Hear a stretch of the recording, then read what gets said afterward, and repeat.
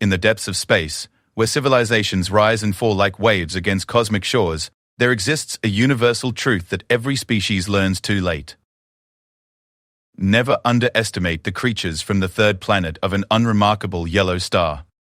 They call themselves humans, and their greatest weapon isn't their technology, their numbers, or even their stubborn refusal to surrender. It's their ability to find hope in the darkest places and turn that hope into something far more dangerous than any weapon ever forged. This is the story of how one man's curiosity about a mysterious crate buried beneath Martian soil became the catalyst for humanity's most impossible victory, a victory that would echo across the galaxy for millennia to come. But first, he had to ignore the terrified voice begging him not to open what lay hidden in the red dirt of humanity's second home. Marcus Chen wiped the red Martian dust from his visor and squinted at the readings on his geological scanner. 3 months into what was supposed to be a routine mineral survey of the Valles Marineris region, and he was finding nothing but the same iron oxide deposits that every other survey team had catalogued for the past 50 years. The new Shanghai Mining Consortium wasn't paying him to find more rust-colored rocks. They wanted rare earth elements, lithium deposits, anything that could justify the massive expense of hauling extraction equipment to Mars. The sun hung low on the Martian horizon, casting long shadows across the canyon walls. In another hour, the temperature would drop below -80 Celsius, and Marcus would have to return to his pressurized habitat module. He'd already extended his EVA time by 2 hours, pushing the limits of his life support system's capacity. His supervisor back on Earth would have his head if she knew, but Marcus had always been the type to push boundaries. It's what made him a good geologist, even if it made him a nightmare for safety coordinators. The scanner beeped, indicating an anomalous reading 15 meters to his left. Marcus trudged through the loose regolith, his boots leaving deep impressions in the ancient soil. The gravity on Mars was only 38% of Earth's, but his environmental suit added enough bulk that every step still required effort. The reading grew stronger as he approached a small rise in the canyon floor where wind erosion had carved interesting patterns into the rock face. Marcus knelt and ran his scanner over the area more carefully. The electromagnetic signature was unlike anything in his database. It wasn't metallic exactly, but it wasn't purely geological either. The reading suggested something artificial buried about 2 meters beneath the surface. His heart rate quickened. Any artificial structure on Mars would be either human in origin or something far more interesting. He activated his suit's communication array. "Bays, this is Chen. I'm picking up an anomalous reading at coordinates 14.5 south, 59.2 west. Possible artificial structure." Static crackled in his earpiece before his supervisor's voice came through. "Chen, you're supposed to be wrapping up and heading back. Your O2 is already in the yellow zone." "I know, but this is different. The electromagnetic signature doesn't match any known mineral formations. It's geometric, almost like warped metal, but with crystalline properties. I need to investigate." "Negative. Return to base immediately. We can send a proper archaeological team if necessary." Marcus looked at his oxygen gauge. 18% remaining, enough for maybe 30 minutes if he didn't exert himself. But archaeological teams took months to organize and deploy. By the time they arrived, the next dust storm season would have begun, potentially burying whatever he'd found under meters of new sediment. "Base, I'm going to take a quick look. Just surface excavation. I'll be back before my O2 hits the red zone." "Chen, that's a direct order. Return immediately." Marcus reached up and switched off his communication array. He'd face the consequences later. Some discoveries were worth the risk. He unpacked his emergency excavation tools from his utility belt. The powered spade was designed for taking geological samples, but it would work for basic digging. The tool's vibrating tip cut through the Martian regolith like butter, sending up small clouds of dust that settled quickly in the thin atmosphere. After 20 minutes of careful digging, his spade struck something solid. Marcus brushed away the loose dirt and exposed what appeared to be a corner of some kind of container. The surface was smooth, dark, and definitely not natural. It reflected the pale Martian sunlight with an oily prismatic sheen that reminded him of soap bubbles or bird wings. His oxygen alarm chimed. 10% remaining. Marcus cursed under his breath. He should head back now, but the corner of the object was tantalizing. If he could just expose a little more, maybe get some better readings, identify what it was made of. He set his spade to its highest power setting and began digging more aggressively around the edges of the buried object. The container was roughly cubical, about 1 meter on each side. As more of its surface was exposed, Marcus could see intricate patterns etched into its sides, designs that seemed to shift and move when he wasn't looking directly at them. His scanner was going crazy, registering energy signatures that shouldn't be possible from a passive object. 5% oxygen. Marcus made a decision that would haunt him for the rest of his life. Instead of returning to base immediately, he grabbed his emergency oxygen canister, a tiny backup that would give him maybe 10 more minutes of air. He cracked it open and felt the sweet relief of fresh oxygen flowing into his suit. He had to know what this was. Working feverishly, Marcus cleared the dirt from around the entire cube. It sat in the excavated pit like some alien artifact, which, he was beginning to realize, it very well might be. The patterns on its surface were definitely not human in design. They had an organic quality, like frozen neural networks or the branching of lightning across a stormy sky. As he brushed the last of the dirt from the top surface, Marcus noticed something that made his blood run cold. There was a seam along the top edge, almost invisible but definitely present. This thing was designed to be opened. His hands trembling from excitement and the cold, Marcus ran his gloved fingers along the seam. The moment he touched it, the patterns on the cube's surface began to glow with a soft blue-white light. The glow pulsed gently, almost like a heartbeat, and then he heard the voice. It came through his suit's emergency communication frequency, the one reserved for distress calls and emergency beacons. The voice was weak, barely above a whisper, but distinctly intelligent and desperately afraid. Please, don't open it. Please, I'm begging you. Leave it buried. Leave it alone. Marcus jerked his hands back from the cube as if he'd been burned. Who is this? How are you broadcasting on this frequency? My name is... There was a pause, as if the speaker was struggling to remember. My name is Dr. Sarah Voss. I'm a xenoarchaeologist with the Titan Research Station. Please, you have to listen to me. Don't open the container. Seal it back up. Cover it with dirt and walk away. Marcus checked his suit's display. There were no active communication signals in the area, no ships in orbit, no transmission sources. Yet the voice was coming through clearly on his emergency channel. Dr. Voss, where are you? I'm showing no active communications in the area. How are you reaching me? I was on Titan. We found one of these containers in the ice caves beneath Kraken Mare. The research team... God, what happened to my team? The voice dissolved into static for a moment before returning. Listen to me. The container isn't from Earth, it's not from anywhere in this solar system. We estimated it was at least 50,000 years old, maybe older. We should have left it alone. Marcus looked down at the glowing cube. The pulsing light was growing brighter, and he could swear he heard a faint humming sound coming from inside it. Dr. Voss, I've never heard of any xenoarchaeological discoveries on Titan. When did this happen? 2 years ago. But they covered it up. The Titan incident was classified. Everyone who worked on the project, they're all dead now. Everyone except me, and I'm not really alive anymore. I'm something else, something the container made me into. A chill ran down Marcus's spine that had nothing to do with the Martian cold. What do you mean, something else? The containers are prisons. They hold something that should never be released, an intelligence that's been waiting, planning, for eons. When we opened the Titan container, it infected us, changed us, turned us into extensions of itself. I can feel its thoughts in my mind even now. I can see through its eyes across space and time. Marcus's oxygen alarm chimed again. 3% remaining. But he couldn't move, couldn't tear his attention away from the glowing cube and the increasingly desperate voice in his earpiece. The intelligence, it's been spreading these containers across the galaxy for millennia, waiting for species to evolve enough to find them and open them. Each one contains a fragment of its consciousness, a seed that can grow into something terrible if given the chance. Earth is the only world it hasn't been able to touch because humans are different. Different how? Stubborn. Chaotic. Unpredictable. The intelligence has conquered thousands of worlds, absorbed millions of species into its collective consciousness. But humans keep doing things it can't predict or control. That's why it's trying to use these containers now to infect humanity before they spread too far across the galaxy. The humming from inside the container was growing louder, and the glowing patterns on its surface were pulsing faster. Marcus realized with growing horror that his proximity and handling of the cube had somehow activated it. It was preparing to open on its own. Dr. Voss, how do I stop it? You can't. Once activated, the containers will eventually open. The only hope is to get as far away as possible before it happens. But, Marcus, there's something else. Something important. The intelligence is afraid of humans for a reason. We have something it doesn't, something it can't replicate or control. It's why I'm still able to speak to you. Still able to resist its influence enough to warn you.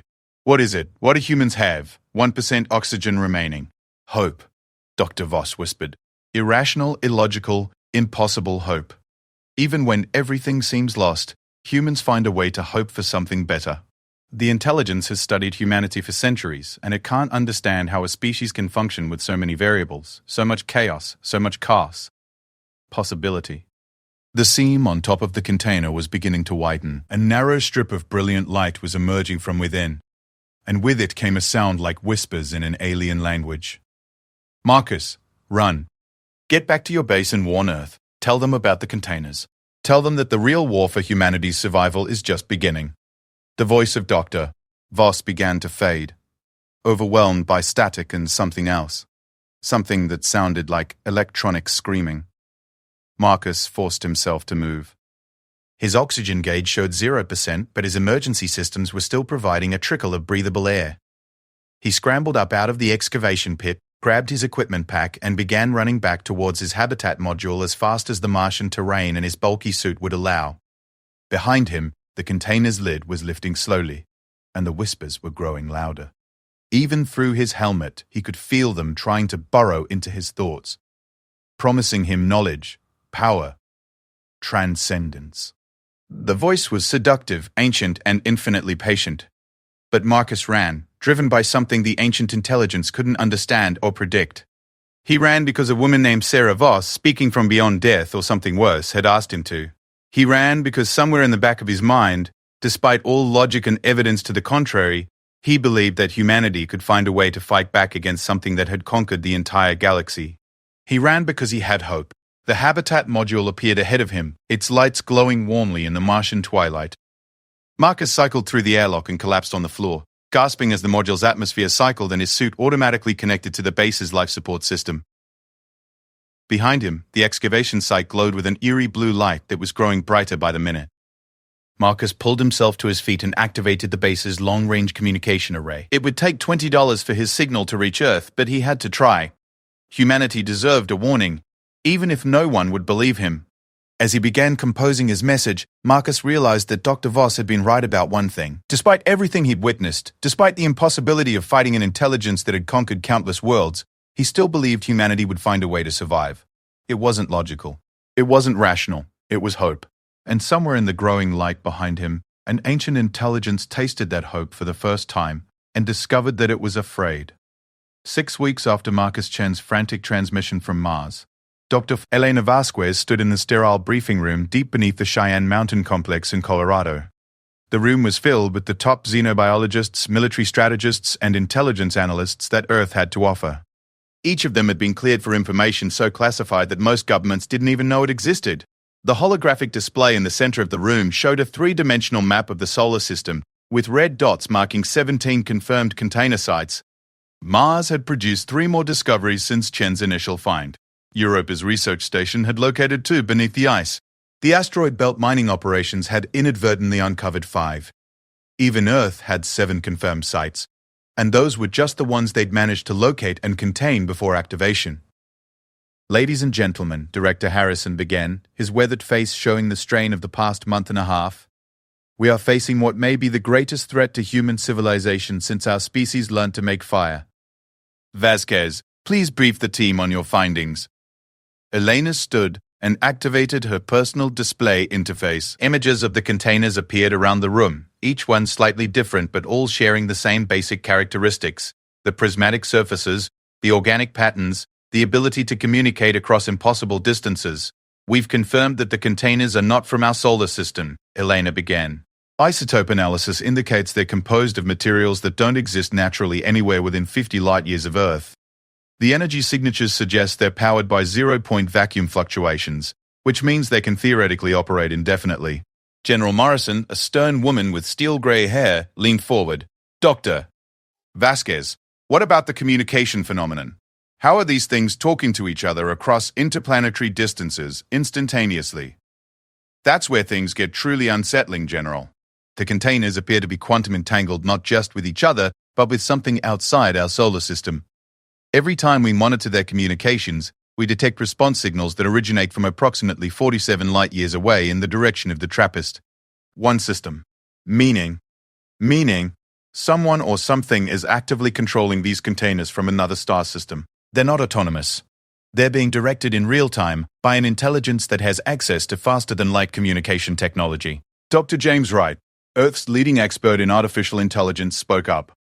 What about the entities inside the containers? Do we have any better understanding of what they actually are? Elena's expression darkened. That's where the news gets worse. We've been in contact with Dr. Sarah Voss. A murmur ran through the room. Everyone present had read the classified reports about the Titan incident, but few knew that contact with survivors was still ongoing. Dr. Chan. Voss has been able to maintain intermittent communication through the quantum entanglement network the containers use. What she's told us suggests that the intelligence controlling the containers has been systematically conquering civilizations for millions of years. It doesn't destroy them outright. Instead, it absorbs them, integrates their knowledge and capabilities into a collective consciousness. Elena activated another display showing a timeline that stretched back millennia. Based on Dr. Voss's information and our own analysis, we believe the intelligence has absorbed at least 1,200 different species across the galaxy. Each conquest makes it more powerful, more knowledgeable, more adaptable.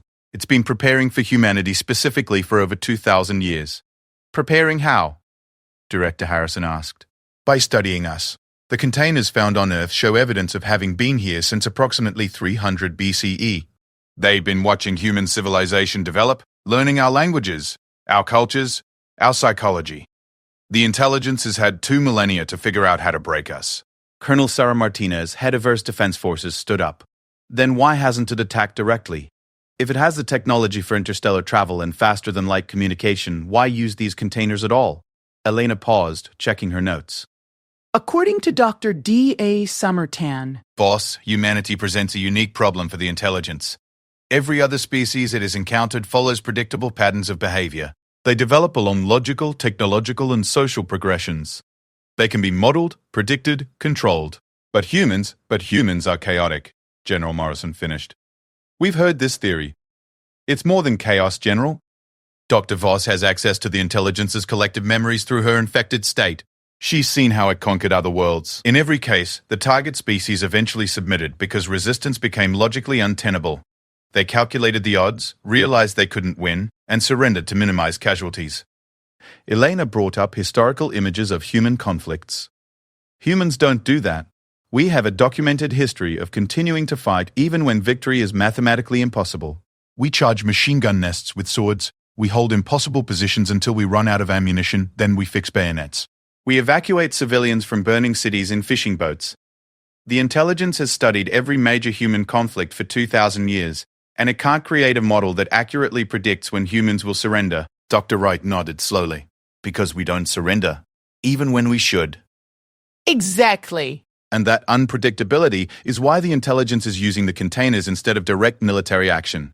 It's trying to turn our own stubbornness against us. Each infected human becomes a perfect spy, possessing all of their original knowledge but serving the collective consciousness. The intelligence doesn't want to conquer humanity. It wants to become humanity while keeping all of our useful traits. Director Harrison stood up and paced to the holographic display. Dr. Vasquez, what's the status of the containers we've located? 17 confirmed, and all of them are showing increased activity. The quantum entanglement signals are getting stronger, and the entities inside are becoming more active. Dr. Voss believes the intelligence is preparing for a coordinated activation event. What would that accomplish? Simultaneous activation of all containers would release enough infected individuals to create a tipping point. Once the intelligence has access to approximately 10% of Earth's population, Dr. Voss estimates it would be able to spread through normal social contact, not through biological infection, but through psychological manipulation. The infected individuals would be indistinguishable from normal humans until they received instructions from the collective consciousness. The room fell silent as the implications sank in. General Morrison was the first to speak. What's our timeline? Based on the increasing signal activity, we estimate between 72 hours and 1 week before coordinated activation. Colonel Martinez stood up abruptly. Then we destroy them. Nuclear strikes on each site simultaneously. Eliminate the threat before it can spread. We've considered that option, Elena replied.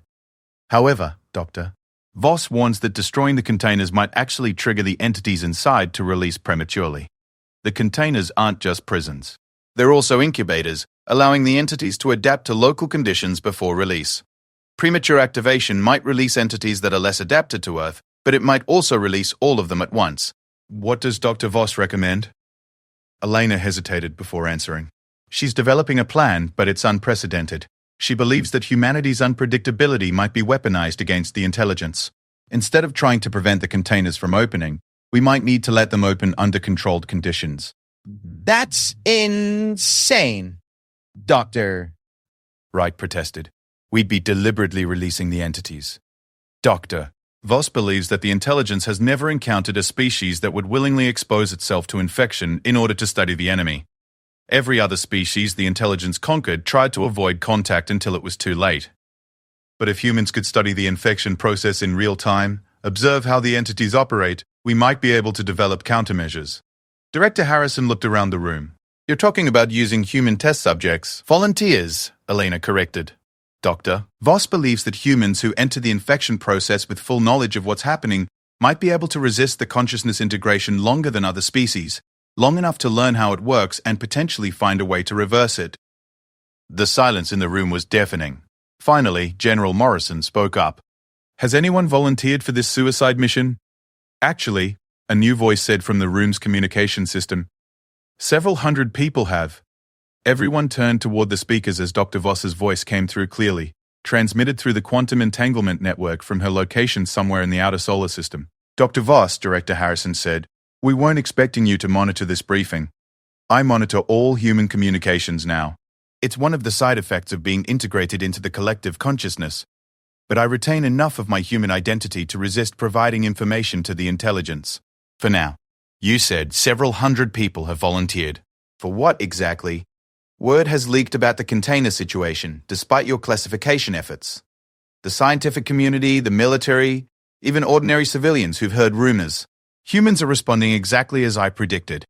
Instead of panicking or trying to hide, they're volunteering to study the enemy firsthand. Colonel Martinez leaned toward the speaker. Dr. Voss, you're asking people to sacrifice their humanity. I'm asking people to be human. The intelligence has conquered over 1,000 species, Colonel.